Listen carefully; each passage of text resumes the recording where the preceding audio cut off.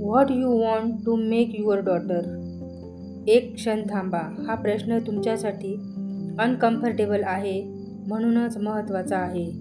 Strong मुली जन्माला येतात का की आपण त्यांना घडवण्याआधीच मोडतो?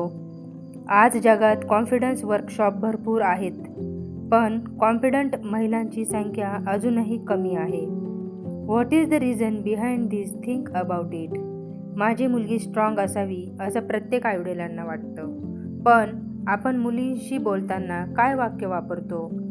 जास्त बोलू नको, ॲडजस्ट कर, लोक काय म्हणतील, इकडे जाऊ नको, तिकडे जाऊ नको, अजून भरपूर काही सूचना आपण आपल्या मुलींना देत असतो. हे सगळं ऐकायला काळजी केल्यासारखं वाटतं किंवा आपल्या मुलींवर फार प्रेम आहे असं वाटतं, पण हे खरं तर भीतीचं प्रशिक्षण आहे. असं नाही का वाटत तुम्हाला? स्ट्रॉंग मुली कम्फर्टमधून नाही तयार होत. त्यासाठी लागते विचारांची क्लॅरिटी, करेज आणि कॉन्शियस डिस्कम्फर्ट. कम्फर्ट म्हणजे सुख नाही, तर कम्फर्ट म्हणजे अव्हॉइडन्स किंवा स्वतःला वाचवणे. जेव्हा तुम्ही तुमच्या मुलींना प्रत्येक वेळी वाचवता किंवा कोणतंही धाडस करू देत नाही, तेव्हा त्यांचा स्वतःवरचा विश्वास कमी होतो. आणि स्वतःवर विश्वास नसला तर स्ट्रॉंगनेस कुठून येणार? म्हणून मुलींमध्ये आत्मविश्वास बिल्ड करणे फार महत्त्वाचे आहे. खरं उदाहरण पाहायचं झालं तर प्रियंका चोप्रा, शून्यातून स्वतःचं विश्व निर्माण करणारी. मागचं कोणतंही बॅकग्राऊंड नसताना ती आज जिथे उभी आहे तिथे पोहोचणं सोपं नव्हतं.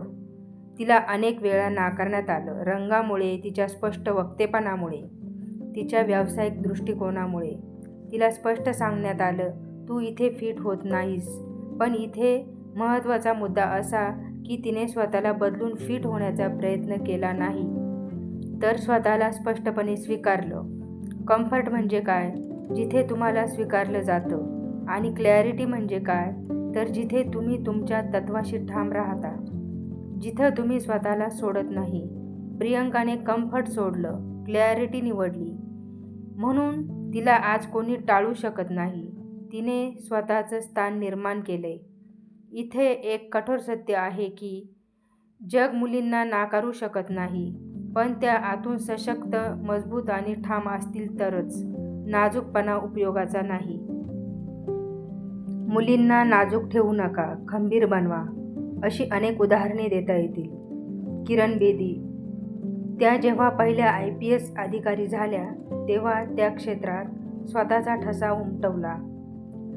कारण त्या स्ट्रॉंग होत्या, स्वतःशी प्रामाणिक होत्या. गप्प बसून सिस्टीममध्ये राहणं त्यांना मान्य नव्हतं. सिस्टीममध्ये राहूनही त्यांनी स्वतःला गमावू दिलं नाही. त्यांच्याकडे विचारांची स्पष्टता होती. मेरी कोम, एका छोट्या गावातून आलेली, अनेक वेळा नाकारली गेलेली. तिला सांगितलं गेलं, हे खेळ स्त्रियांसाठी नाही, पण तिने खेळ बदलला. स्वतःचं अस्तित्व नाही. स्ट्रॉंग स्त्रिया नेहमी जिंकतात असं नाही, पण त्या स्वतःला सोडत नाही.